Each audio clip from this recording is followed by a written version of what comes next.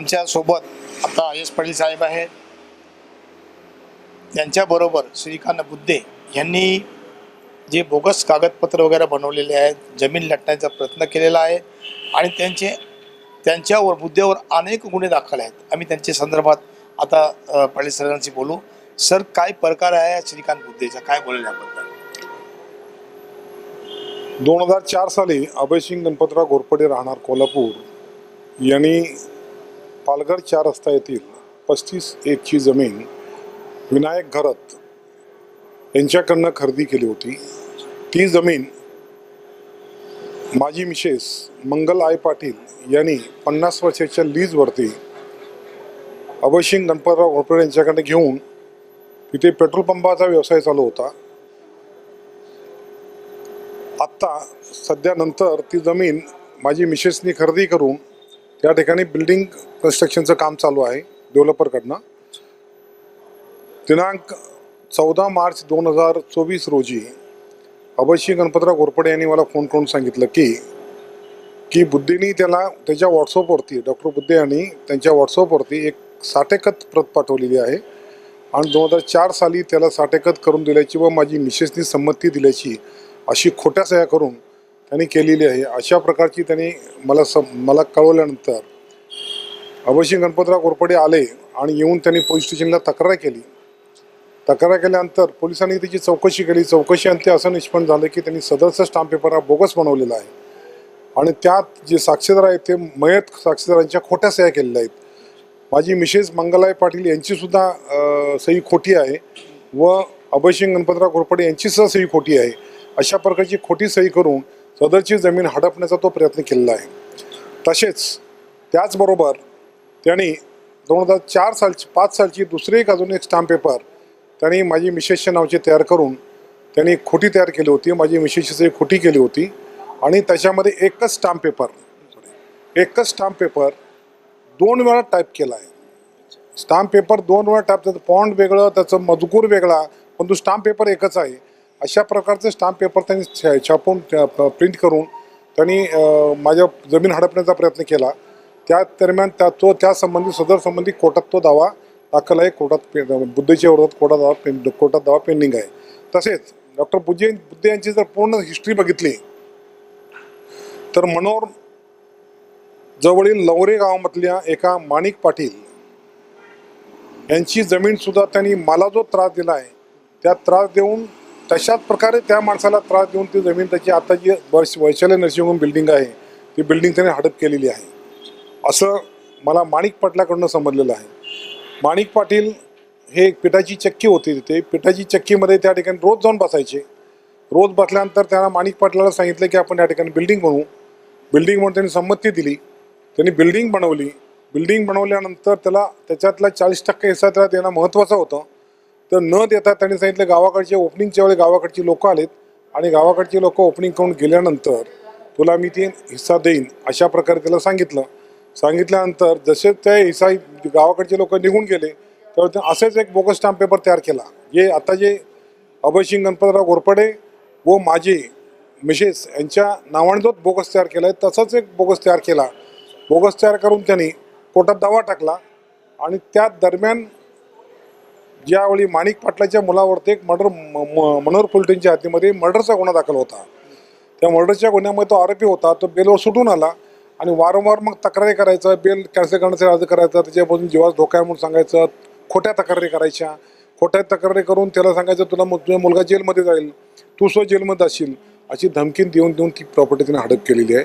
आणि ती जी पद्धत त्यांनी वापरलेली आहे ती सेम पद्धत ही आमच्यावर वापरण्याचा तो प्रयत्न करत आहे. निवड एवढंच आहे की त्याला मी पेट्रोल पंप आम्ही त्या माहितीसाठी त्याला चालवायला दिलं होतं आणि त्याला पेट्रोल पंप तो व्यवस्थित न चालवल्यामुळे त्याला आम्ही काढून टाकलं. ते काढून टाकल्यानंतर जसं पेट्रोल पंप काढून टाकलं त्याने खोट्या तक्रारी सुरू केल्या. अँटी करप्शनला तक्रार केल्या माझ्यावर. मी गव्हर्नमेंट सर्वंट होतो. गव्हर्नमेंट सर्वंट असल्याकारणे बऱ्याच ठिकाणी खोट्या तक्रारी माझ्या करायच्या. काही माझ्या त्या सर्टिफिकेटच्या खोट्या तक्रारी केल्या, जन्मतारखेच्या खोट्या तक्रारी केल्या.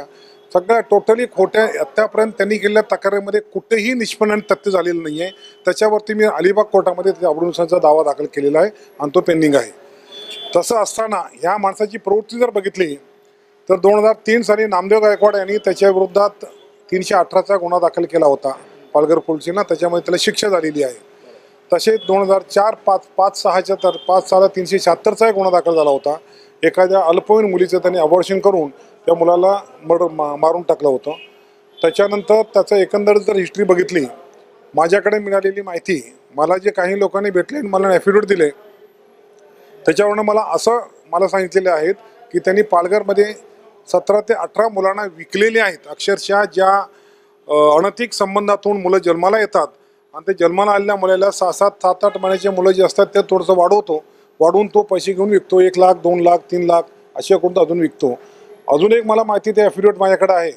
त्यांनी एक मुलाला दैसरला विकल्यानंतर तो मुलगा अंध निघाला. तिथल्या कस्टमर लोकांनी त्याला परत आणून दिल्यानंतर त्या मुलाचा रात्री मर्डर करून त्या खाडीमध्ये त्याचा जो पुतण्या आहे चंद्रशेखर बुद्धे यांच्या मार्फत त्यांना सांगून त्याला खाडीमध्ये टाकायला सांगितलं. अशा प्रकारचं सुद्धा माझ्याकडे ॲफिडेविट्स आहेत. आणि हा माणूस जो आहे तो घातक माणूस आहे आणि गुन्हेगार प्रवृत्तीचा असून हा माणूस हा विश्वासघातकी आहे. त्याला जर संधी मिळाली तो खोटं काही करून त्याचं साध्य करण्याचा प्रयत्न करत असतो. आणि जेणेकरून ज्या माणिक पाटलांनी काय केलं, तो पब्लिक होता, त्याला विचारलं ते हे करतो ते करतो, तुला आत्महत्या टाकतो, तुझ्या मुलाला आत्महत्या टाकतो, तुझ्या मुलाचा जामीन रद्द करतो, अशा प्रकारच्या खोट्या तक्रारी करून त्याची प्रॉपर्टी हडप करून त्या ठिकाणी बिल्डिंग उभी केली. तशाच प्रकारे सेम एमओबी तो माझ्यावर वापरतोय.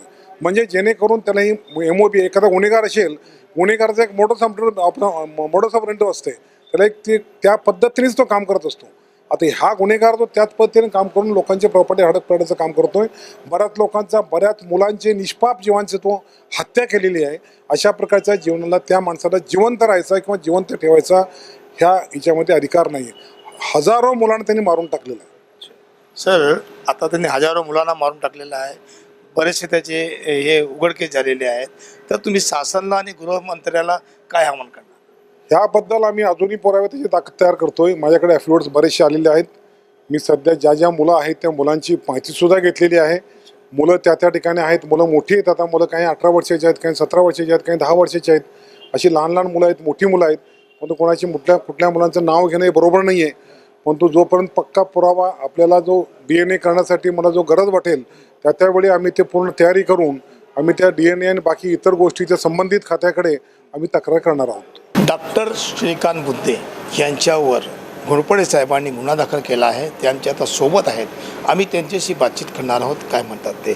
सर, तुम्ही जे आता बुद्धेवर गुन्हा दाखल केलेला आहे ते कशाबद्दल केलेलं आहे आणि काय बोलत? 2004 साली मी पालघरमध्ये 4 रस्त्याला एक प्रॉपर्टी खरेदी केली होती. जमीन 35-1 नंबरची, सर्वे नंबर. त्या जमिनी मी खरेदी केल्यानंतर ती मी मंगला इरगोंडा पाटील यांना 50 वर्षाच्या लीज डीडनी जमीन ती त्यांना भाडेपट्ट्यानं दिली होती. त्यानंतर मी त्यांना 2015मध्ये ती जमीन विकली. पण आत्ता 15 मार्च 24मध्ये बुद्धे डॉक्टरनी माझ्या व्हॉट्सअपवर एक ॲग्रीमेंट पाठवून दिलं मला की हे तुम्ही ॲग्रीमेंट माझ्यासोबत केलं आहे, हे तुम्ही ॲग्रीमेंट बघा म्हणून. मी ते बघितलं तर मी एकदम शॉकिंग झालो. का तर ते स्टॅम्प पेपरवरचं नावसुद्धा चुकीचं आहे आणि त्यांनी केलेल्या स्टॅम्प पेपरवर केलेल्या सह्या किंवा करारपत्रावरच्या सह्यासुद्धा माझी सही नाहीच आहे. माझी सही माझी सही मराठीत मारली, ती सुद्धा चुकीची मारली. माझं नाव अभय सिंह आहे आणि त्याने अभय सिंग नावानं सह्या मारलेत, ते सुद्धा चुकीचं मारले. हे लक्षात आल्यानंतर मी पालघरला आलो, पोलिसांच्याकडे तक्रार केल्यानंतर काल त्यांनी सगळी इन्व्हेस्टिगेशन केल्यानंतर काल ती FIR मी दाखल केली पालघर पोलीस स्टेशनमध्ये. अच्छा. जमीन कोणाच्या नावी होती? ती जमीन माझ्या नावावर होती. हो. त्यांनी बोगस पेपर बनवला. 2004 साली ती जमीन माझ्या नावावर होती. आत्ता त्यांनी बोगस पेपर 2004 सालचा स्टॅम्पवर बनवले. त्यांनी ते आत्ता पाठवलं. त्यांनी इतक्या वर्षात त्यांनी कधीच त्या बाबतीतचं कधी मी बनवलंच नव्हतं. त्यामुळे मला पाठवायचं पण काही संबंध नाही, विचारायचं पण काही कारण नव्हतं. त्यांनी आता अचानक ते 15 मार्चला मला पाठवल्यामुळे मी एकदम शॉकिंग झालो. 14 मार्चला पालघर पोलिसांना गुन्हा दाखल केलेला. पुढची रणनीती काय असतात? माझी रणनीती काय नाही, पोलीस आता तपास करतील आणि पोलीस ते ज्यांनी चुकीचं केले त्याला शिक्षा देतील. सध्या जमीन कोणाच्या ताब्यात आहे?